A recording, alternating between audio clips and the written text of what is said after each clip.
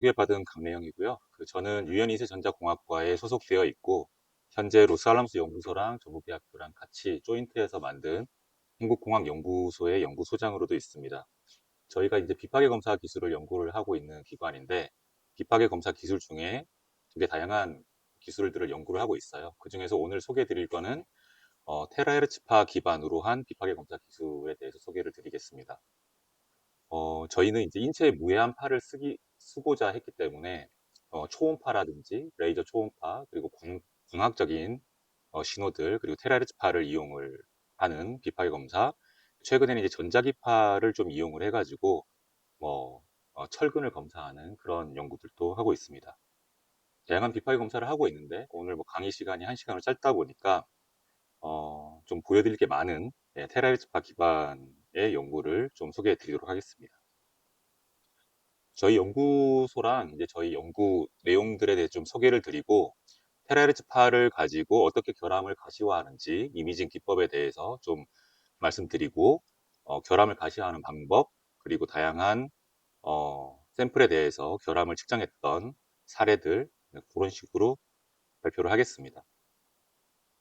저희 연구소는 미국에 있는 로스알람스 연구소랑 한국의 전북대학교가 같이 조인트해서 만든 연구소고요. 전주에 있는 전북대학교랑 미국 뉴멕시코 주에 있는 로스알람스 내셔널 레보레토리랑 같이 해서 그 안에 공학연구소라는 데가 있어요. 그 공학연구소가 미국 내 그리고 이제 국제적으로 비파계 검사, 구조 건전성 관리를 목적으로 그 공학연구소에서 일을 하고 있습니다. 신호가 네, 잠시만요. 여기서 좀 끊기는데요.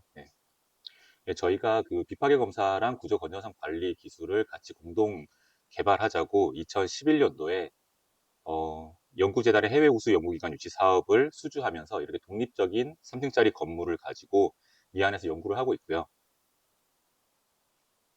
예전에 나왔던 이제 KBS 영상이긴 한데 건물을 짓고 얼마 지나지 않아서 찍은 영상이어가지고 레이저 초음파로 이제 전투기 날개를 검사하고 있는 모습이고요. 학생들을 뭐 미국에 보내기도 하고 미국에 있는 연구진들이 저희에게 와서 이렇게 같이 연구를 했고요. 이게 거의 한 10여 년 전이어가지고 예. 저희 건물은 이렇게 학습도서관 뒤편에 3층짜리 건물로 지어져 있고요.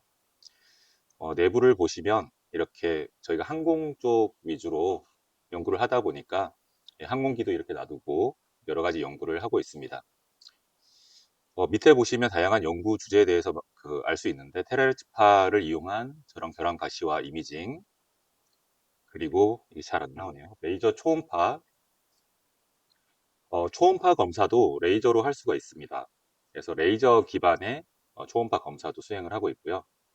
초음파 센서를 앞전 재료를 이용해서 만들 수가 있는데 그 앞전 세라믹을 제작하는 기술도 저희가 가지고 있습니다. 그래서 초음파 센서도 만들고 초음파 접착 이제 접촉형 초음파 센서를 만들어서 초음파 검사도 하고 있습니다.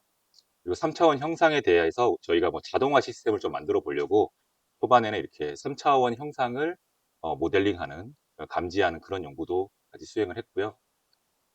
진동 해석이라든지 진동 측정 그리고 복합체 제작 그리고 뭐 지금은 다양한 뭐 AI 기술도 같이 개발을 하고 있고 어, 뭐 비파계 검사 중에 하나인 어떻게 보면 다중 스펙트럼 카메라를 이용을 해가지고 땅을 찍어보면 땅의 수분 상태라든지 혹은 농경지 상태를 알 수가 있습니다. 그래서 식생지수를 가지고 분석을 하는 그런 연구 결과까지 가지고 있습니다.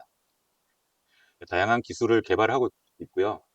이 수업이 융합 기술 개론으로 알고 있는데 어, 저는 뭐 학부 때는 기계랑 전기를 복수 전공했었고 석박사 때는 이제 항공우주공학과로 와서 이제 대학원 과정을 마쳤는데 또 하다 보니까 지금 전북대에서는 유연인쇄 전자로 와 있습니다. 그래서 실제 하는 일은 이제 구조 건전성 관리고 이 구조라고 하는 것은 그냥 인체가 구조가 될 수도 있고요.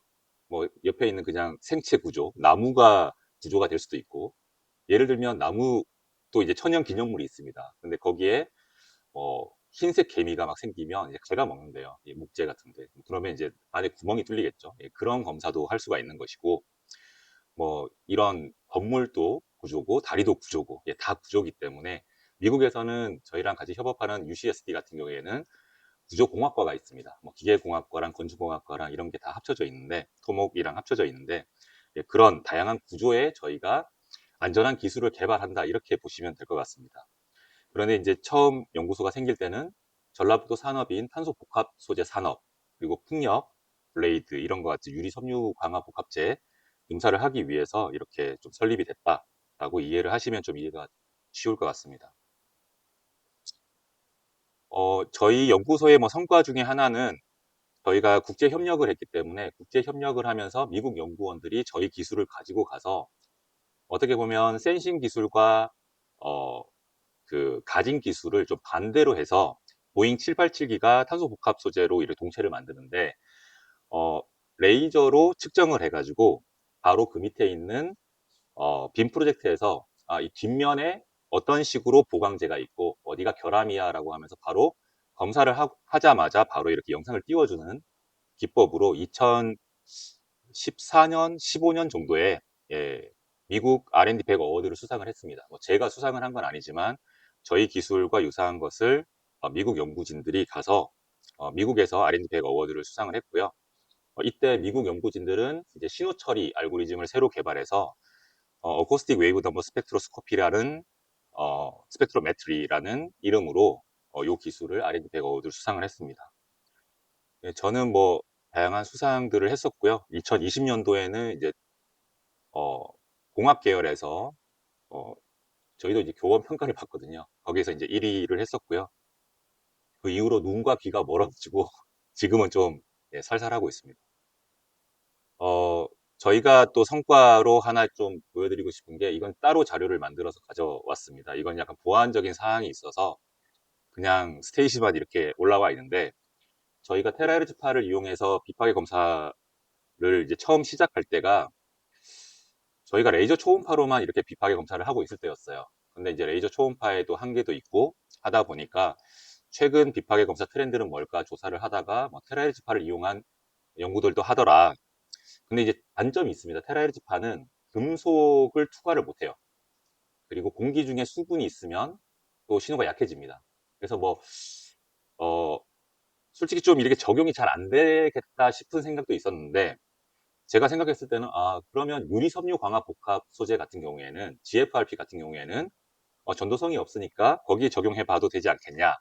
우리 연구소가 이제 복합재, 대형 복합재의 비파계 검사를 수행하는 연구소다라는 이런 취지에 맞춰가지고 테라헤르츠파를 한번 해보자라고 시도를 했다가, 생각을 해보니까 전도성은 아니지만 세라믹이라든지 플라스틱이라든지 뭐 이런 다양한 구조들에 적용을 할 수가 있더라고요. 그래서 지금은 되게 다양한 분야에서 적용을 하고 있고, 국방 분야에서는 내열 복합 소재층이, 예, 비전도성을 가지는 재질로 되어 있습니다. 예, 다양한 재질들이 있는데 그중에 하나가 뭐 코르크도 있고요, 실리카도 있고 뭐 이런 복합재들이 있습니다. 그런데 적용을 할 수가 있어서 저희가 국방 업체에 기술 이전도 하고 이렇게 장비까지 만들어서 납품을 한 실적이 있습니다. 이게 하나의 저희 성과라고 보시면 되겠습니다. 그리고 저희가 역할들을 되게 다양하게 하는데, 뭐 이제 이공계로 학생들이 많이 좀 진학을 했으면 좋겠다라는 취지에서 뭐 자유학기제 프로그램도 운영을 하고 있고, 뭐 오디세우스 프로그램이라고 해서 상상고나 과고 학생들이 또 와서 같이 연구를 하고 있습니다. 그리고 학술대회 조직도 가지고 있어서 저희가 2012년부터 경연으로 저희 자체적인 학술대회를 개최를 했고요. 단기강좌도 개최를 했습니다. 그리고는 최근에는 이제 다른 큰 학회들과 같이 해서 단기강좌를 열거나 학술대회를 공동으로 개최하고 있습니다. 그리고 다양한 국제 협력 관계도 저희가 가지고 있고요. 뭐 미국뿐만 아니라 독일이라든지 다른 동남아시아라든지 다양한 연구기관과 협업을 하고 있습니다. 예, 본 주제로 이제 넘어가도록 하겠습니다. 왜 비파계 검사가 필요하냐? 예, 비파계 검사는 항상 뭔가 일이 있고 난 다음에 많이들 찾는 것 같습니다. 그리고 또 어떻게 보면 또 안전하게 우리가 살고 있다는 거는 또 비파계 검사 기술이 잘 적용돼 가지고 예, 누군가는 검사를 잘 했기 때문에 혹은 설계를 잘했기 때문에 지금 안전하게 살고 있다고 생각을 하고요. 예, 첫 번째 사례는 이제 항공 우주 쪽을 봤을 때 이거는 뭐 C1421기에 날개가 이렇게 퍼틱으로 피로 하중을 많이 받아가지고 부러진 모습입니다. 비행기 같은 경우에는 날개에 연료를 채우거든요. 예, 연료를 채웠다 뺐다 이렇게 하면서 오래 이렇게 운영을 하다 보니까 날개에 피로가 쌓여서 이렇게 파괴된 모습이고요. 이건 이제 윈터빈 블레이드가 예, 운영하다가 떨어져서 이렇게 사고가 난 모습인데 예, 다행히 인명사고는 없었다고 합니다. 그리고 교량 구조나 이런 것도 설계를 잘 했음에도 불구하고 혹은 뭐 설계를 잘못해서 이렇게 부러지는 경우가 많은데 예, 이런데도 이제 인명이나 재산 피해가 커지기 때문에 사고를 미리 방지할 필요가 있고 이렇게 선박 같은 경우에도 가운데 보시면 이렇게 휘어진 것을 볼 수가 있습니다. 뭐 노후화가 되면서 이렇게 유지 보수를 하는 측면에서 비파괴 검사가 반드시 필요하고 또 제작 단계에서 예, 접착을 해야 되는 공정이 있거나 이런 경우에 접착을 하고 나면 뜯어볼 수가 없잖아요. 접착이 잘 되는지 안 되는지 모르기 때문에 파괴적인 방법 외에도 이런 비파괴적인 방법을 통해서 검사를 해야 될 필요성이 있습니다. 제가 실제로는 뭐 구조 건전성 관리 쪽을 원래 전공을 했던 건 아니고 뭐 스마트 소재나 진동이나 이런 쪽을 연구를 했다가 학생 때는 했다가 전북대 오면서 이제 구조 건전성 관리라는 걸 접했고요. 뭐 진동 신호를 모니터링 하는 것도 그 중에 하나라고 봅니다. 그러다가 이제 좀 10여 년간 이 필드에 있다 보니까 크게 제가 할 수 있는 연구로 이렇게 크게 생각을 한번 해봤습니다. 어떤 연구를 할 수 있냐. 예, 첫 번째는 예, 구조 건전성 관리 측면에서 구조 표면에 결함이 있으면 측정을 할 수 있겠다.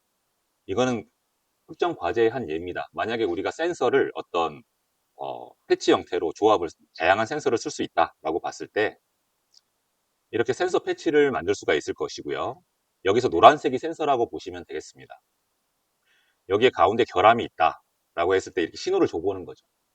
예, 좌우로 그리고 위아래로 신호를 줘보고 서로 이제 하나는 액추에이터가 되고 하나는 센서가 되겠죠. 이렇게 신호를 주고 받았을 때 신호가 좀 낮은 영역이 있을 겁니다. 이제 결함 때문에 신호가 잘 전달이 안 되는 영역이 있을 겁니다. 이런 부분을 이제 표면 결함이 있다고 확인을 할 수가 있을 것이고요. 예, 또 표면 결함을 측정할 수 있는 사례 중에 또 하나는 예, 이렇게 표면에 결함이 있을 때 아까 제가 잠깐 설명드린 레이저 초음파로 맞아 검사를 한다라고 봤을 때 레이저가 이제 구조물 표면에 딱 닿는 순간 순간적인 열팽창이 발생을 하면서 초음파 신호가 여기가 여기 됩니다. 그러면 이 레이저가 가진한 지점으로부터 저 센서 패치까지 초음파 신호가 타고 올 겁니다. 물론 이제 거리의 어떤 한계는 있겠죠. 그래서 이렇게 타고 들어오는 초음파 신호가 저기 위에 보시는 파형과 같다라고 가정을 했을 때 이 영역을 만약에 저희 레이저 표정을 할 수 있는 갈바노미터를 이용을 해서 스캔을 만약 했다고 하면 어떤 특정한 스캔 에어리어를 이렇게 포인트 바이 포인트로 검사를 할 수 있을 겁니다. 이것도 그냥 하나의 예시입니다. 레이저가 저렇게 하나씩 포인트 바이 포인트로 하는 경우도 있고 면으로 스캔할 수도 있고 다양한 기술이 있는데 초음파가 쫙 가면서 어떤 결함이 있는 데서 이렇게 어, 우리가 잔잔한 물 위에 돌을 딱 던졌을 때처럼 저런 파형들이 나타나고 파들이 지나가다가 결함이 있는 곳에서 다시 반사파가 되돌아오게 됩니다. 저런 이제 결함 가시화 기법들을 이용을 해서 저희가 결함을 탐지할 수 있습니다. 이건 이제 하나의 이제 예고요. 구조 표면 결함 측정하는 예를 좀 말씀드렸고요. 구조 내부 결함도 측정할 수 있을 겁니다. 만약 저희가 이 팔을 구조 안쪽으로 만약에 보낼 수가 있다면 내부로 신호를 보내고 닫고 이렇게 펄스 에코 형태로 신호를 취득한다면 또 내부에 있는 구조의 형상도 알 수 있고 예기치 않은 우리가 예상하지 않은 어떤 결함이 있다라고 하면 거기서 나오는 신호도 받아볼 수가 있습니다. 그리고 구조 진동이라든지 충격 위치를 또 탐지를 할 수가 있을 텐데요. 어떤 충격이 왔다. 만약에 버드 스트라이크가 딱 생겼다. 새가 이제 구조에 충돌을 했다라고 했을 때 충돌 신호가 오게 될 것이고, 이런 센서 패치가 있다라고 하면 도달하는 시간이 살짝씩 달라지면서 각각의 패치에서 약간 시간 지연이 위상차가 생길 겁니다. 이런 것들을 이용을 하면 역으로 각도를 계산할 수가 있고요. 이 시간에 따라서 각도를 계산할 수 있고, 어느 위치에서 진동이 발생했다거나 충격이 발생했다라는 것을 알 수가 있을 겁니다. 이런 식으로 구조 건전성 관리라고 하는 것은 뭐 다양하게 적용될 수가 있고요. 네, 하나의 예시들로 이렇게 표현해 봤습니다. 그래서 저희가 연구 개발했던 사례들은, 일단 첫 번째는 접촉형 초음파 센서를 만들어서 탄소 복합 소재에 임의 결함을 검출할 수 있느냐, 한 1mm 정도 떨어진 결함을 검출할 수 있느냐라는 과제를 수행을 했었고요. 예, 초음파 센서도 만들고, 이건 좀 대형 구조기 때문에 저희가 직접 부착을 하고 옆으로 밀어가면서 예, 검사를 수행을 했습니다. 저희가 자체 개발하다 보니까 좀 센서가 좀 둔탁하고 좀 크고, 그리고 구조 자체도 좀 크고 해서 이렇게 하나씩 폰으로 밀고 가면서 스캔을 했었고요. 최종적으로는 이제 요런 부분에 결함이 있다라는 것을 예, 확인할 수가 있습니다. 결함 있는 부분에서 신호가 조금 다르게 나오는데요. 앞쪽, 위쪽에 저렇게 지저분하게 나오는 거는 이제 니어필드 효과라고 해가지고, 그 초음파가 들어갈 때 앞쪽에서 난반사들이 많이 일어나면서 생기는 현상이라고 보시면 되겠습니다. 저런 식으로 이제 접촉형으로 이제 끌고 다니는 그런 UT, 초음파 센서를 개발하고 시스템을 만들었다라고 보시면 되고요. 예, 두 번째 말씀드리는 건 이제 레이저 초음파를 기반으로 탄소 복합재 실린더를 검사하는 장면입니다. 육안으로 좀 잘 보이진 않는데, 이제 땅콩 모양으로 푹 찍은 결함이 표면에 있었고요. 이것을 검사를 했을 때, 실제로 이 자료는 좀 예전 자료입니다. 거의 한 8년에서 한 10년 정도 전 자료가 대부분이라서 속도는 좀 개선이 됐다라고 보시면 되고요. 그 당시에는 16배속으로 이렇게 검사한 결과가 되겠습니다. 그럼 이제 초음파가 물결이 쫙 퍼지면서 이런 부분이 조금 일그러지는 것을 알 수가 있습니다. 이걸 에너지 맵으로 표시를 했을 때 저렇게 땅콩 모양으로 찍힌 결함들을 확인할 수가 있고요. 저 때는 표면파를 가지고 저희가 검사를 했기 때문에 센서의 가운 쪽이 좀 붉은색, 노란색 이런 식으로 표현이 됐습니다. 이런 것도 해석을 할 때 좀 사용자가, 검사자가 좀 경력이 있어야 이런 것들을 좀 잘 볼 수가 있는데, 그냥 하나로 이렇게 하는 것보다는 영상으로 보기 때문에 좀 더 사용자 편의성을 갖췄다고 볼 수가 있습니다. 예, 또 하나는 이제 충격 모니터링인데요. 저희가 컵재를 만들 때 어차피 강화제랑 기지재가 있을 텐데, 이 기지재에 약간 스마트 재료를 좀 섞어 보면, 혹은 이제 전기에 좀 충격에 감응해서 전기 신호가 나오는 그런 재료를 사용해서 제작을 한다면 구조 자체가 센서가 되지 않겠냐, 뭐 이런 생각으로 저희가 스마트 페인트도 만들어 보고 스마트 컴포짓이라고 해서 복합재도 만들어 봤습니다. 그래서 이제 아까 보셨던 모습은 풍력 블레이드를 만들어 놓고 전극 부분을 좀 나눠 준 다음에 어 그냥 그 장난감 총으로 이렇게 가진을 했을 때 어느 위치에 충격이 왔다라는 것을 알 수가 있는 시스템이고요. 그럼 복합재의 비파괴 검사가 왜 필요하냐? 뭐 다양한 이유가 있겠죠. 제작 단계에서도 이제 결함이 발생을 할 수가 있고, 지금같이 운영 중에 만약에 큰 하중을 받았어요. 큰 하중을 받았는데 겉으로 보기에는 다시 복원력 때문에 멀쩡하게 표면에 올라옵니다. 근데 내부에 있는 스트링과나 보강재 이런 것들은 이렇게 다 파괴가 되죠. 그러니까 운영 중에 발생할 수 있는 결함, 그리고 제작상에 발생할 수 있는 결함, 이런 것들을 체크를 하기 위해서 비파이 검사를 수행을 한다라고 보시면 되겠습니다. 비파괴 검사 기법은 어떤 것이 있느냐? 이게 뭐 사람 인체를 구조라고 했을 때 저희가 그 건강검진 하잖아요. 그런 것처럼 구조도 건강검진을 받는다라고 생각을 하시면 되고, 육안검사가 있습니다.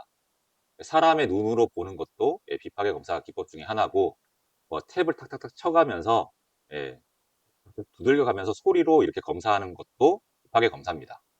그리고 엑스레이 같은 것도 비파계 검사 중에 하나일 거고, 초음파 검사라든지 뭐 침투하는 물질들을 하거나 뭐 어떤 파티클들을 자분 탐상 뭐 이런 식으로 해서 어, 표면에 이렇게 결함들 그런 것들을 보는 것도 있고요. 형광 물질을 이렇게 뿌려서 보는 방법, 다양한 방법들이 있습니다.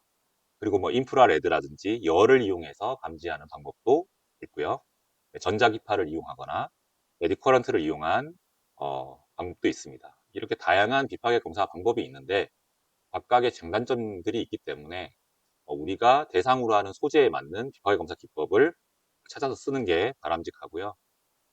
저희가 테라리츠파를 운 좋게 시작을 했는데 아까 말씀드린 것처럼 비전도성 재질인 플라스틱이라든지 세라믹이라든지 복합 소재 중에서 이제 비전도성의 복합 소재에 좀 많이 적용을 할 수가 있었습니다.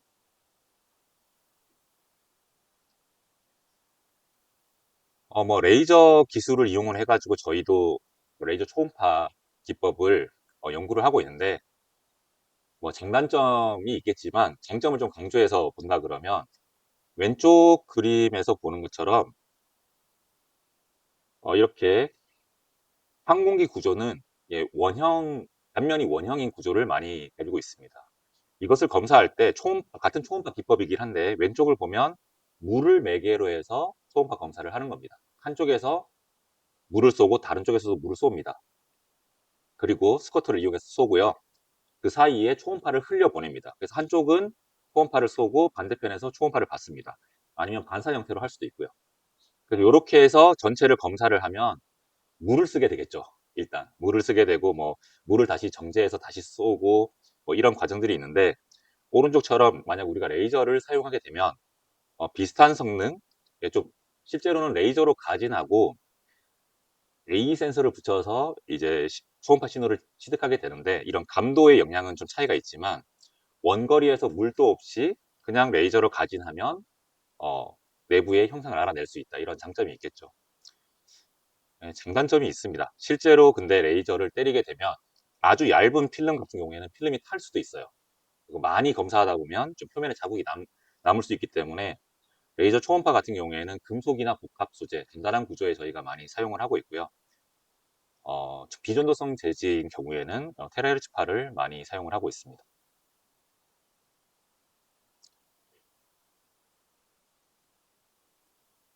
그 비파계 검사 기술의 히스토리를 좀 한번 살펴보도록 하겠습니다. 2000년대까지는 그냥 정기적인 어떤 테스트를 했었고요.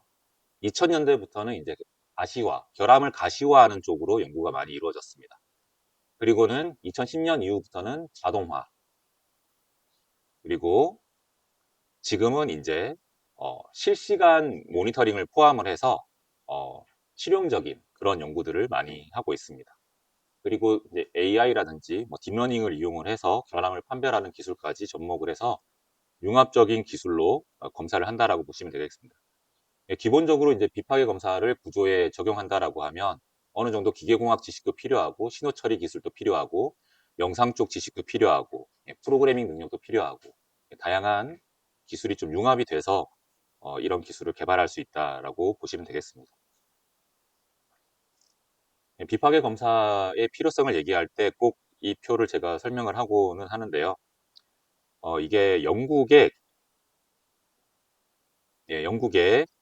어, 철도에서 이제 기차가 멈춰선 횟수를 나타낸 그래프가 되겠습니다. 1998에서 1999년도 초반에는 한 1000건 정도의 횟수였는데 이것이 이제 UT 검사를 도입을 하면서 한 30% 정도 멈춰서는 횟수가 줄었습니다. 그러다가 이제 완전 자동화로 어떤 어, 기차 안에서 기차가 지나가면서 초음파 검사를 쭉 수행을 했을 때 처음보다 한 50% 정도 멈춰선 횟수가 줄었고요. 그리고 이제 스탠다드 기준을 좀 높였습니다. 기준을 좀 더 까다롭게 해서 검사를 하고 어, 관리를 했더니 처음보다 거의 한 80% 정도 멈춰선 횟수가 줄어드는 것을 알 수가 있습니다.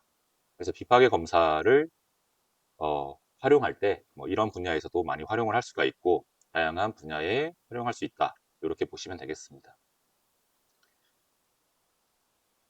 아까 설명드린 것처럼 뭐 다양한 비파이 검사 기술이 있다. 이렇게 보시면 되고요. 예, 제가 오늘 소개드릴 테라리츠파는 광파랑 전자기파 사이에 있는 영역대의 파장이고요. 뭐 인프라레드파라고 하는 사람도 있는데 뭐 밀리미터 웨이브라고도 표현을 하고 그런데 테라헤르츠 웨이브라고 여기서는 제가 얘기를 하겠습니다. 특성은 엑스레이처럼 뭐 이렇게 인체에 해롭지는 않고요. 그리고 광파처럼 이렇게 직진성도 좋고 이런 특성들이 있습니다. 이런 특성을 이용을 해서 저희가 비파이 검사를 수행해 볼 수 있겠다라고 생각을 했고 그런데 기존에는 테라헤르츠파 영역이 좀 미개척 영역이었던 이유가 뭐 센서라든지 뭐 가진을 하는 그런 소스라든지 개발이 좀 잘 이루어지지 않았었습니다. 그래서 초창기에는 이런 테라리즈파를 쓰기 위해서 되게 많은 조합의 어떤 광학 부품들을 막 이렇게 광학 테이블 위에다가 조립해서 쓰고 뭐 그런 시절도 있었는데 지금은 되게 패키징이 잘 돼서 커머셜라이제이션 돼 가지고 1, 2억 정도면 소스랑 이런 것들 살 수 있는 그런 시대가 되었습니다. 예전에는 한 7, 8억 정도 시스템을 갖추려면 한 7, 8억 정도 들었다고 하거든요. 그래서 이 히스토리를 보시면 이제 디텍터가 개발되고요. 1980년대에서 90년대에 오면서 테라헤르츠 디텍터가 개발되고 이제 소스가 개발되고 이제 시스템이 상용화 되기 시작한 게 이제 한 10여 년쯤 됐습니다. 예, 저희도 이게 한 2017, 18년도에 시작을 했으니까 예, 그때 이제 상용화가 좀 많이 돼서 지금 뭐 다양한 시스템으로 판매를 하고 있습니다. 예, 응용 분야는 되게 다양합니다. 예, 저희가 복합 소재에 적용할 수도 있고 뭔가 거리 센서로 쓸 수도 있고 혹은 두께 센서로도 쓸 수가 있고 어떤 그 파우더라든지 입자를 분석할 수도 있습니다. 그리고 의료 쪽으로도 사용할 수가 있고요. 반도체 소자를 검사하는 것도 있고 음식물 이제 음식물은 수분을 포함하고 있기 때문에 테라리츠파가 좀 잘 적용은 안 되는데 건조식품 같은 경우에는 예, 적용을 할 수가 있기 때문에 그런 건조식품의 검사를 한다던가 예, 전주에 있는 식품연에서도 같이 테라헤르츠를 연구를 하고 있습니다. 그리고 세라믹 그리고 뭐 부식 이런 것도 잡아낼 수가 있고요. 다양한 분야 뭐 기계, 자동차, 토목, 건축, 반도체 심지어는 문화재에도 검사를 하고 있습니다. 문화재 같은 경우에는 진위 여부를 판별하는 게 중요한데 예를 들어서 이제 예, 유화를 그린다. 그러면 진위를 어떻게 판단하냐 봤더니 진품 같은 경우에는 화각을 그리다가 덧칠을 많이 한대요. 그래서 뭐 이렇게 레이어가 좀 있는 경우도 있고 뭐 그런데 어, 따라서 그린 거는 그런 좀 두께 변화가 크게 없다고 합니다. 그것까지 흉내를 내면 뭐 어쩔 수 없는 거지만 그런 식으로도 검사를 한다고 합니다. 다양한 비파계 검사 기법 중에서도 이제 다른 테스트랑 비교했을 때 테라헤르츠파가 가지는 쟁점만을 저희가 여기 좀 표시를 했고요. 어, 좀 단순 비교는 어려운데 네, 장점이라고 이제 생각하는 거는 뭐 기공 결함을 검출할 수 있다. 내부 크랙을 검출할 수 있다. 그리고 층간 분리도 검사할 수 있다. 그리고 다층 결함도 검사할 수 있다. 예, 그리고 넌 컨택트 비접촉 방식으로 할 수 있다. 이런 것들의 장점을 가지고 있고요. 뭐 다양한 기법들과 비교했을 때 테라레스가 이런 장점이 있다라고 이제 주장을 할 수가 있습니다. 근데 이제 예, 단점도 있습니다. 아까 말씀드린 것처럼 금속 소재라든지 수분이 많은 환경에서는 좀 사용이 어려울 수 있습니다. 그리고 초음파랑 비교를 했을 때 레졸루션 차이도 있고 애플리케이션 차이도 있겠지만 초음파가 많이 사용되는 이유는 솔직히 시스템이 현재 되게 많이 상용화되어 있고 또 쌀 수도 있고 쉽게 얻을 수도 있고 그쪽 기술이 되게 성숙되어 있기 때문에 많이 활용을 하고 있고요. 또 초음파가 멀리까지 전파를 할 수 있습니다. 그래서 금속이라든지 다양한 복합 소재에도 파가 멀리까지 전파가 돼요. 그리고 AE 센서나 이런 고감도 센서들도 많고 근데 쓰려고 하다 보면 좀 접촉을 해야 되고 뭐 우리 그 임산부 배 검사할 때 초음파를 쓰잖아요. 그것은 인제 PAUT로 해서 페이즈드 된 걸로 쓰는데 그런 것들 같은 경우에도 젤을 발라서 초음파가 구조에 더 잘 전파되게 하기 위해서 중간 매개체가 좀 필요합니다. 예, 고런 식으로 임피던스를 맞추기 위한 작업들이 좀 필요하고 초음파는 매개체가 필요해요. 물이든 뭐든 젤이든 뭐가 필요한데 만약에 저희가 복합제를 예를 들어서 검사를 한다고 했을 때는 복합제의 다층의 결함이 있다. 만약에 1번 층과 2번 층 사이에도 결함이 있고 2번 층과 3번 층 사이에 결함이 있다라고 봤을 때 초음파는 매개체가 필요하니까 초음파가 가다가 첫 번째 결함에서 파가 다 소산이 돼요. 뒤까지는 잘 못 봅니다. 앞쪽에 결함이 있으면 결함이 감춰져 버리는 거죠. 근데 테라레스 이미징 같은 경우에는 전자기파적인 특징도 있기 때문에 멀티레이어 결함도 다 검출이 가능하다라는 특징이 있습니다. 네, 늘 말씀드릴 때 장점만 얘기할 때도 있고 장점을 얘기할 때도 있는데 실제로 뭐 여기 강의 자리기도 하고 실제 응용하실 분도 계실 수도 있기 때문에 예, 저는 늘 뭐 업체랑 이렇게 일을 할 때도 이 정도 레졸루션을 가지고 있고 이 정도 검사할 수 있고 검사 시간이 얼마고 이렇게 되게 다양한 얘기를 하다 보니까 조금 말을 좀 많이 하는 것 같습니다. 테라헤르츠가 다 맞는 건 아니다. 예, 그렇게 말씀드리지만 테라헤르츠 응용 분야가 확실히 있다. 이렇게 이해해 주시면 되고요. 저희가 2017년 4월부터 해서 테라헤르츠 TDS 타임 도메인 스펙트로스코피를 구매를 해서 어, 한번 사용을 해봤습니다. 비파괴 검사에서 A 스캔이라고 하면 그냥 시간 영역 파형 하나라고 보시면 되고요. B 스캔은 단층 촬영, C 스캔은 3차원 촬영이라고 보시면 되겠습니다. 그래서 ABC 스캔이라고 표현을 하는데 저희가 2017년 4월에 독일에서 장비를 샀을 때는 그냥 뭐 그 장비를 이용을 해서 뭐 트랜스미션이든 리플렉션이든 할 수 있는 선에서만 했었어요. 그러면서 이제 스테이지를 컨트롤하면서 이렇게 활용을 했습니다.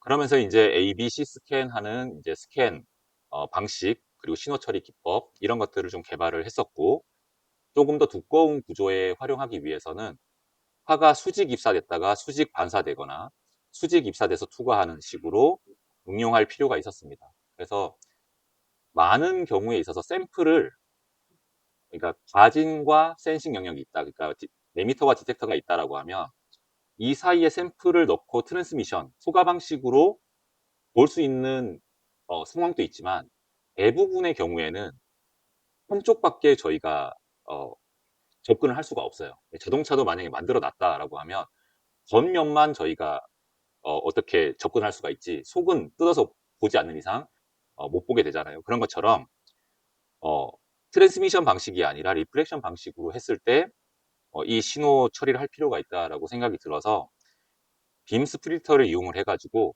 90도 입사가 되도록 만들었습니다. 여기에 이제 가운데 빔 스플리터를 이용을 해서 파가 수직으로 갈 때 빔 스플리터 통과할 때 60%가 직진하고 다시 돌아오는 게 다시 60% 반사됩니다. 그래서 100%의 신호가 가면 90도 입사는 되는데 거의 한 36%의 신호만을 이용을 해서 저희가 넣게 됩니다. 신호에 약간 감쇄는 있긴 하지만 수직 입사가 되기 때문에 종류에 따라 좀 달랐지만 뭐 1cm 정도, 센티미터급 정도의 비파괴 검사를 수행할 수 있었습니다. 그전에는 한 밀리미터 정도만 했었거든요. 이렇게 시스템을 개선하면서 최종적으로는 형상에 좀 제약받지 않게 이 비파괴 검사 시스템을 로봇팔 위에 올려가지고 3차원까지 검사하자라는 것을 이제 목표로 쭉 기술 개발을 했고요. 2017년 10월 저인데 이때만 해도 벌써 어느 정도 시스템을 만들었습니다. 트랜스미션 방식과 리플렉션 방식이 있는데 이때는 리플렉션이 이렇게 꺾여 있죠. 각도를 가지고 있죠. 그러다 보니까 얇은 구조에서는 괜찮은데 두꺼운 구조로 갈 때는 파가 소산이 돼 버려 가지고 각도 차이 때문에 감지가 안 되는 문제가 있어서 빔 스플리터를 활용을 했습니다. 얇은 탄소 복합 소재는 그래도 좀 투과를 할 수가 있어서 뒷면까지 한번 본 사례고요. 저희가 타임 도메인의 결함 가시화 프로그램을 만든 원리가 아까 잠깐 나왔는데 이건 따로 또 설명드리도록 하겠습니다. 왼쪽 상단에 보시는 그래프가 A 스캔, 그 밑에 보시는 그래프가 B 스캔, 그리고 오른쪽이 이제 3차원이고요. C 스캔이라고 보시면 되고, 여기에 두 층 결함까지 다 잘 보이는 것을 확인할 수가 있습니다. 그리고 독일에서 준 그냥 간단한 시스템 소프트웨어보다 저희가 개발한 시스템이 훨씬 더 결함을 잘 가시화하는 것을 볼 수가 있습니다. 시간 영역에서 이미징을 할 수도 있고요. 주파수 영역에서 이미징을 할 수가 있습니다. 지금 오른쪽에 지금 보시는 그림은 저게 표면에 저렇게 있는 게 아니라 저희가 글래스 파이버 사이에 저런 필름을 삽입해 놓고 검사를 한 것입니다. 그래서 내부에 있는 저런 테라헤르츠 글자도 읽을 수가 있습니다. 네, 처음 테라헤르츠파가 됐을 때는 되게 어떻게 보면 흥미를 좀 끌기 위해서 MIT에서 책을 덮어놓고 책을 읽을 수 있다. 물론 이제 약간의 트릭은 필요합니다. 근데 어쨌든 책을 덮어놓고, 책은 비전 도서이잖아요. 그러니까 그 안에 어떤 카드를 넣어놓으면 테라헤르츠로 스캔하면 그 카드를 볼 수가 있습니다. 그래서 뭐 약간 비파기 검사나 엑스레이, 지금 우리가 엑스레이, CT 이런 걸 되게 간단하게 자주 접하고 쓸 수 있지만 그게 없을 때는 되게 이게 구현하기가 되게 어려웠겠죠. MRI도 있고, MRI가 없으면 이 내부를 어떻게 보겠어요. 열어서 보고 이렇게 했을 텐데, 비파기 검사 기술의 발전이 뭐 어쨌든 인간의 생명과도 이렇게 연관이 될 수 있고, 구조의 어떤 그 사용 기간 연장 이런 데도 도움이 될 겁니다. 저희가 그 사용하고 있는 테라헤르츠 이미징 시스템은 다음과 같고요. 아까 말씀드린 에미터 디텍터, 에미터에서는 테라헤르츠파를 발진시키고 디텍터에서 테라헤르츠 신호를 받습니다. 그 사이에 샘플을 놓을 수도 있고요. 이건 이제 트랜스미션 방식으로 했을 때고요. 리플렉션 방식으로 했을 때는 이 초점 거리를 유지를 해야 된다고 이제 제조사에서 얘기를 했기 때문에 가운데에 힌지가 있는 상태로 광학 부품을 끼우고 이 힌지에 따라서 움직일 수밖에 없었어요. 그래서 초반에는 저렇게 입사각과 반사각이 존재하게 됩니다. 근데 이제 입사각과 반사각이 존재하게 되면 오른쪽 상단에 보시는 것처럼 두께가 두꺼워지면 입사파를 I라고 했을 때 반사파가, 표면 반사파가 R1입니다. 근데 이게 점점 깊어지면 R2, R3 이렇게 파가 이제 꺾여서 다시 나가게 되는데, 굴절률 차이 때문에. 그러면 이제 디텍터 위치랑 안 맞게 되는 거예요. 그래서 이제 신호가 블러해지거나 아니면 신호 자체가 안 나오는 문제가 있었습니다. 그래서 두꺼운 시편일수록 저런 결함 신호가 잘 나오지 않았고요. 그래서 시스템을 이제 어, 좀 바꿨죠. 이제 빔 스플리터를 가운데 놓고 신호 세기는 좀 줄어들지만 90도 입사할 수 있게끔 저희가 디자인했습니다. 그리고 이 디자인된 어, 셋업을 로봇팔 위에 올려서 로봇팔이 움직이게 하고 싶었는데 광섬유 케이블이 좀 짧았어요. 그래서 생각을 하다가 일단 좀 형상이 좀 단순한 구조에서 그냥 스캐너가 가만히 있고 구조를 돌리자, 구조를 왔다 갔다 하자 했는데, 또 운이 좋게 되려면 다 운이 잘 맞아야 되는 것 같습니다. 운칠기삼인데 저희가 열심히 개발을 하고 있는 와중에 뭐 파이프 이런 데서 이제 플라스틱 파이프 많이 쓰잖아요. 거기에 뭔가 부식이 많이 된다.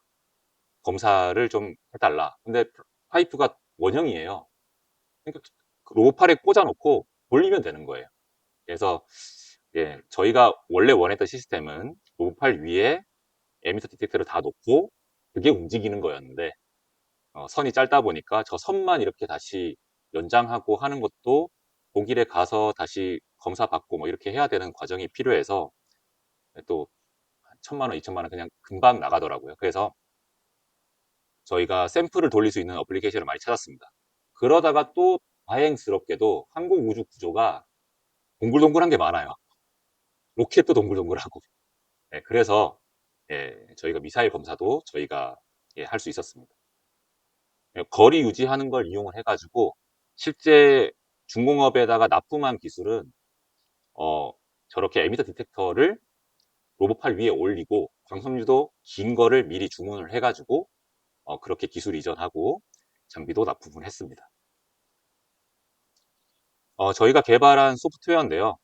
일단 뭐 테라 S라고 하는 거는 스테이지 컨트롤 하는 거, 테라 VT는 타임 도메인에서 가시화하는 거, 테라 VF는 주파수 도메인에서 가시화하는 거, VA는 어널라이저라고 해가지고 그냥 결합 면적이 얼마 정도 된다라는 거를 산출을 해서 표현해주는 그런 프로그램이 되겠습니다.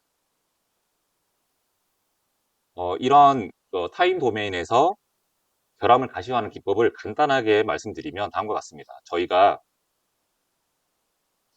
우리가 3차원 세상에 살지만 우리가 어떤 그 센서를 부착하거나 가진해서 그 위치를 표정할 때 어, 표면이라고 하면 표면에 XY 이렇게 그릴 수가 있잖아요. 저 XY는 표면 좌표라고 그냥 보시면 될 것 같습니다. 라운드한 면도 이렇게 펼쳐서 이렇게 전개할 수 있는 것처럼 그렇게 생각해 주시면 되고요. 3차원 구조를 그냥 2D에 이렇게 표현한 면적이 있을 겁니다. 그 면적의 좌표를 X축과 Y축으로 표현한다면 이게 지금 안 나와서 여기가 x1, y1 여기가 x2, y1 x3, y1 이런 식으로 포인트 바이 포인트 이렇게 측정을 할 수가 있잖아요. 그 위치에 테라헤르츠파를 조사해서 뭐 반사든 후가든 신호를 얻으면 그 신호를 여기에 그립니다. 여기에 요 신호 하나 이렇게 다 그립니다. 그래서 x, y, 타임 이렇게 한 포인트에서 한 데이터를 그릴 수가 있고요. 그 다음 위치에서 또 그리고 그 다음 위치에서 그립니다. 이런 식으로 해서 3차원 매트리스를 만들게 되면 다양한 지점에서의 테라헤르츠파를 얻을 수가 있습니다. 그리고 특정 시간을 우리가 슬라이스를 딱 칩니다. 특정 시간이라고 하면 이 타임 축에서 이 슬라이싱을 치면 요 시간대에 이 시간대에 XY에서의 높낮이가 나올 겁니다. 그래서 주변이 다 높은데 이쪽만 낮아요. 그럼 뭔가 이쪽이 이상한 거죠. 그래서 상대적인 근처 신호와 비교를 해서 상대적인 그런 차이를 이용을 해서 가시화를 할 수가 있습니다. 우리가 명확히 아는 구조의 모습이 있다면 그 모습대로 나올 거고 우리가 예상하지 못했는데 뭔가 동그란 모양이 있다. 그러면 뭔가 여기가 떨어졌을 거다. 이렇게 판단을 할 수가 있습니다. 주파수 도메인도 마찬가지인데 아까 그 시간 영역의 데이터를 그 포인트에서 QFT를 합니다. 그리고 주파수 도메인으로 그리면 이번에는 타임이 아니라 주파수 도메인에서 슬라이싱을 칠 수 있습니다. 그래서 주파수별로 어떤 형상이 나타나는지를 볼 수가 또 있습니다. 이런 식으로 신호 처리를 합니다. 되게 쉬운 알고리즘이라고 보시면 되고요. 그런데 이제 실제로 이거를 가시화하고 사람이 이렇게 보기까지는 되게 다양한 좀 허들들이 있는데 그런 것들 좀 해결해 가면서 개발을 했습니다. 다양한 샘플에 대해서 저희가 적용을 해봤는데 여기서는 과층 결함이 있는 유리섬유 강화 복합 소재 그리고 탄소 섬유 강화 복합 소재인데 뒷면에 아주 얇은 탄소 복합 소재인데 뒷면에 그냥 카드를 하나 붙여놓고 플라스틱을 붙여놓고 이게 보이는지 한번 테스트를 해본 거고요. 그리고 이제 국방 쪽에서 내열 소재로 쓰이는 게 이제 코르크였는데 코르크랑 스틸을 접착을 하는데 일부러 접착제를 덜 바른 영역이 있습니다. 그래서 업체에서 저희한테 샘플을 만들어 줬고 이걸 이제 처음으로 한번 테스트를 해본 거고요. 그리고 아크릴도 이제 그 빈전도석이니까 한번 테스트를 해봤습니다. 첫 번째 유리섬유 강화 복합 소재에 대해서 검사를 할 때 지금 유리섬유 강화 복합 소재가 투명하기 때문에 저기 노란색 필름이 보이는데 노란색 필름을 안쪽에 그냥 삽입했다고 보시면 됩니다. 그래서 저희가 도입했던 시스템에서 제공한 소프트웨어를 사용을 했을 때는 왼쪽 그림처럼 좀 잘 안 보였어요. 오른쪽 그림은 이제 저희가 초창기에 만든 소프트웨어에서 본 건데 영상으로 보면 좀 더 잘 보일 텐데 지금 여기 보이시는지 모르겠어요. 여기에 작은 네모 이렇게 보입니다. 이게 이제 시간 초에 따라서 좀 다르긴 한데 지금은 19.71 피코세컨드에서 저희가 측정한 거고요.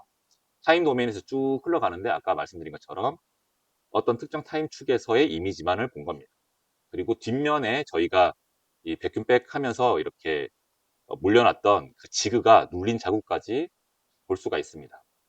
여기에 이제 동그랗게 여기 결함 자국이 보이는데, 여기선 좀 잘 보이진 않는 것 같은데, 자료로는 좀 잘 보이는 것 같습니다. 그리고 이건 이제 주파수 도메인에서 본 영상인데요. 뒷면을 보니까 저렇게 둥그렇게 눌린 자국이 있었는데, 그런 자국이 보이는 것을 확인을 했습니다. 3차원으로도 이렇게 표현을 해봤고요. 이것이 이제 거의, 이것이 이제 초창기 연구였습니다. 2017, 18년도에 이제 개발하면서 했던 연구들이고, 다양한 A 스캔 말고도 B 스캔, C 스캔 해 가면서 단층 촬영도 해보고 3차원 촬영도 해보고 그런 식으로 수행을 했습니다. 파형 분석도 되게 많이 이루어졌고, 그리고 뭐 표면 픽을 다 맞추어서 이렇게 한꺼번에 스캔하는 기법도 개발하고, 뭐 여러 가지 신호 처리 기법을 개발했습니다. 3차원으로 보면 이런 형태로 보이겠죠. 이게 지금 피코세컨드 단위로 했기도 했거니와 되게 얇은 구조를 이제 쭉 펼쳐 놓은 거죠. 그리고 안에 들어가 있는 필름들을 이제 3차원으로 표현을 해봤습니다. 그랬더니 레이어 1, 2 사이에 있는 결함들, 소스의 사이에 있는 결함, 복합 결함도 이렇게 다 검출이 가능하다라는 것을 확인을 할 수가 있고요. 전도성이 좀 있는 복합 소재이긴 하지만 CFRP에도 적용을 해봤더니 뒷면까지 얇은 구조의 경우에는 뒷면까지 파가 가더라 정도의 초기 연구를 했습니다. 그래서 뒷면에 있는 저런 플라스틱 카드 모양이 가시화되는 것을 확인할 수가 있고요. 그러니까 앞쪽에서 봤을 때는 뒷면이 전혀 안 보이는 거예요. 근데 앞쪽에서 팔을 쐈더니 뒷면에 이런 카드가 붙어 있구나, 이런 것을 알 수가 있는 거죠. TTV로 이제 본 영상이고요. 피코세컨드를 이제 밀리미터로 환산해서 이렇게 보여줬기 때문에 아주 정밀하게 두께 방향으로는 저희가 해봤을 때는 한 수십 마이크로 정도 수준, 수십 마이크로미터 수준의 결함은 검출할 수가 있고, XY 방향으로는 이게 스캔을 해야 되다 보니까 한 수백 마이크로 정도의 사이즈로 검사를 할 수 있는 것 같습니다. 이제 내부에 저렇게 동그란 식으로 비접착 영역이 있는데 이런 것들을 볼 수가 있었고요.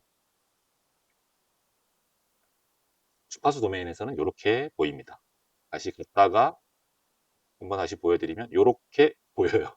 이제 특정 시간을 멈추거나 특정 주파수에서 멈춰서 이렇게 따낼 수가 있는 소프트웨어도 만들었습니다. 이건 코르크 알루미늄 시편에 대해서 했던 거고요. 이 비접착 영역에 대해서 단층 촬영을 해서 한번 보기도 하고 이렇게 신호 처리를 했습니다. 그래서 크기도 이렇게 저희가 몇 미리만큼 이렇게 검사했다는 걸 알기 때문에, 스캔 스텝을 알기 때문에 이렇게 밀리미터로 표현했을 때 결함 사이즈가 얼마 정도 되겠다라는 것도 확인할 수 있었습니다. 마지막으로 이제 아크릴 시편인데요. 아크릴 시편을 왜 만들었냐면, 이제 동그라미랑 네모를 이제 동그라미 모양, 네모 모양으로 이제 파두고 뒷면을 좀 파두고 어떤 식으로 우리가 형상을 잡았을 때 결합 면적을 더 잘 산출해 주는가. 최종적으로는 저희가 그 사용자의 편의성을 갖추기 위해서 비파괴 검사를 수행을 하고, 검사를 수행하고 신호 처리하고 가시화까지 한 다음에 전체 면적 중에 얼마만큼의 퍼센트가 결함이다라는 것을 쉽게 좀 확인해 주고 싶은 마음이 있었습니다. 그래서 처음에 영역을 어떻게 잡느냐에 따라서 이게 그 영역부터 점점 좁혀가면서 테두리 라인을 이렇게 잡아가면서 면적을 산출하게 되는 알고리즘을 썼는데, 예를 들면 이런 동그라미인 애를 우리가 관심 있는 영역이 이 네모다라고 설정하고 시작을 하게 되면 이게 점점 테두리를 찾아가면서 점점 좁아지다가 이 정도에서 멈추는 거예요. 실제 결함 사이즈보다는 좀 더 크게 예측을 할 수가 있습니다. 근데 이제 동그라미 영역이 우리가 관심 있는 영역이다라고 하고 저렇게 파란색 점선으로 초기 값을 설정해 주면 점점 경계값을 찾아 들어가면서 최종적으로 저렇게 빨간 라인으로 맞춰지게 됩니다. 그래서 처음 이제 초창기 연구할 때는 어떤 식으로 우리가 이 도형을 따서 면적을 산출할 수 있을까 이렇게 고민하면서 동그라미, 네모 뭐 이런 걸 해봤었는데 최종적으로는 우리가 자유, 사각형을 이렇게 그릴 수 있게도 지금은 개발이 되어 있습니다. 예, 그리고는 되게 초창기에 다양한 시도도 많이 했습니다. 영상 가시화를 할 때 영상을 미분하는 그런 필터들이 있습니다. 예, 그래서 어, 그리고 또 이제 영상 자체를 봤을 때 그냥 신호를 사용하게 되면 이 미분을 할 때 좀 튀는 값들이 있습니다. 그래서 일단 가우시안 필터로 좀 약간 스무딩을 했다고 보시면 되고요. 스무딩을 하고 난 다음에 소벨 필터를 이용을 해가지고 GX, GY를 가지고 결국은 영상을 좀 미분하는 필터라고 보시면 되고요. 그래서 X축으로 Y축으로 경계면에 변화가 있으면 그 부분이 좀 더 잘 보이는 그런 식으로도 가시화를 해봤습니다. 그래서 엣지 맵을 그리고요. 그리고 테두리를 땁니다. 테두리 따는 알고리즘이고 그렇게 해서 테두리를 다 따고 나면 지금 여기서 보이는 것처럼 디펙트 사이즈를 탔습니다. 이 영상이 있는데 영상이 지금 여기 빨간 선이 있거든요. 지금 보이시나요? 이 빨간 선이 초기 값이에요. 초기 값이고 이제 우리 인간의 두개골을 다중 촬영했다. 그러면 처음에 동그랗게 우리의 관심 영역을 잡아줍니다. 그러면서 엣지를 찾아 들어가라고 하면 점점 이렇게 작아지면서 형상을 이 두개골 형상에 맞추는 거죠. 그래서 이제 결합 면적을 저희가 산출할 때 이런 기법을 썼다라고 보시면 되고요.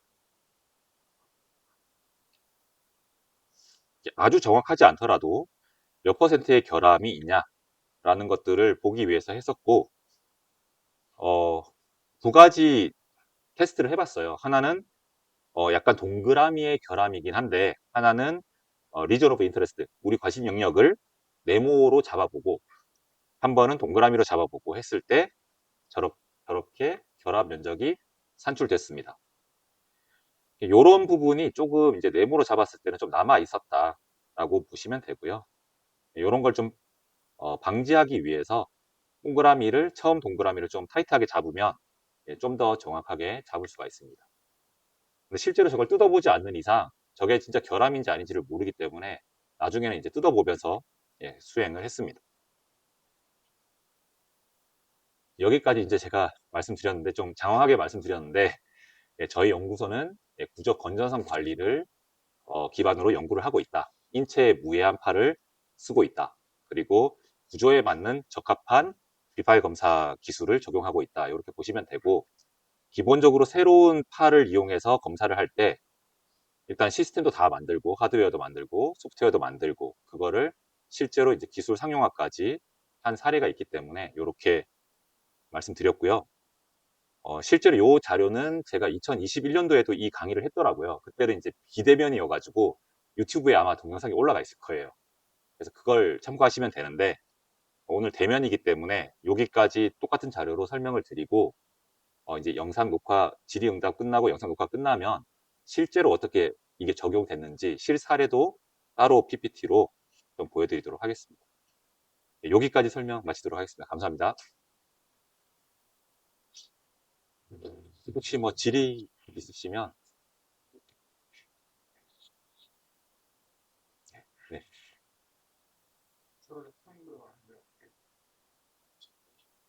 저게 지금 그 구조의 결함을 확인하기 위한 기능을 제품화하신 거잖아요. 기술을 개발하신 거잖아요. 근데 네. 제가 봤을 때는 그 복합 재료라는 게 여러 가지 이제 물성의 재료들을 섞어가지고 만들다 보니 그 안에서 뭐 구조적으로 어그리게이트라든지 뭐 이런 것들을 분석하는 용어로도 사용이 가능할 것 같은데 네. 그런 쪽으로 분석 장비 쪽으로는 안 하시나요? 어, 어플리케이션이 되게 많기 때문에 저희가 현재는 비파일 검사 쪽으로만으로도 꽤 많이 활용되고 있는 거고요. 지금 말씀하신 것도 어느 정도 수행을 하고 있습니다. 어, 지금 두 가지 예를 말씀드리면 하나는 어, 구조가 이제 절연체가 이제 비전도성 재질로 많이 되어 있습니다. 근데 절연체가 환경에 많이 노출됐을 때 특성들이 좀 바뀌어요. 물론 이제 복합 소재의 뭐 어그리게이션 이런 거랑 좀 다르긴 하겠지만 테라헤르츠파를 투과를 시켰을 때 특성들이 달라집니다. 그래서 이 절연체가 어느 정도 노화가 되는지 그런 연구들도 수행을 해봤고요. 그리고 테라헤르츠파를 평광을 시킬 수가 있어요. 0도 90도로 평광을 시키면 원래는 신호가 안 나와야 돼요. 그런데 가운데에 시편을 놓고 잔류 응력이 있으면 파가 가다가 약간 꺾여요. 그러면서 신호가 나오게 됩니다. 그런 것들을 이용을 해서 플라스틱의 어, 잔류 응력 예측하는 그런 어플리케이션도 있습니다. 그래서 저희가 실제로 현대차랑 이렇게 플라스틱 쪽 연구도, 잔류 응력 예측 연구도 수행을 했었고요. 그리고 지금은 이제 전기안전연구원이나 이런 데서 절연체 연구도 지금 테라헤르츠로 같이 하고 있습니다. 그리고 원래 이 테라헤르츠가 처음 나올 때는 그냥 저희처럼 비파기 검사용이 아니고 그냥 팔을 쏘고 받고 하나 해놓고 지금 말씀하신 것처럼 샘플을 만들어요. 그냥 플라스틱, 1% 추가된 플라스틱, 2% 추가된 플라스틱 하면서 그런 실험들이 되게 많았어요. 초창기에. 그런 것도 할 수가 있을 것 같은데 어느 정도 이 굴절률 변화가 있는지 혹은 그 흡수율이 변화가 있는지 이런 거에 따라서 조금 활용할 수 있냐 없냐가 좀 결정될 것 같고요. 제가 지금 말씀드린 두 가지는 편광을 시켜서 전류응력 예측 사례가 있고 저희가 그리고 지금 하고 있는 진행 중에 있긴 하지만 레퍼런스가 좀 있는 연구 중에 하나는 이런 노화되는 거, 플라스틱이 노화되는 거 이런 쪽으로도 지금 연구를 하고 있습니다. 답변이 되는지 모르겠습니다. 복합 소재는 어쨌든 뭐 평가물에 따라서 또 달라질 수 있기 때문에 그런 특성 평가도 할 수는 있을 것 같아요.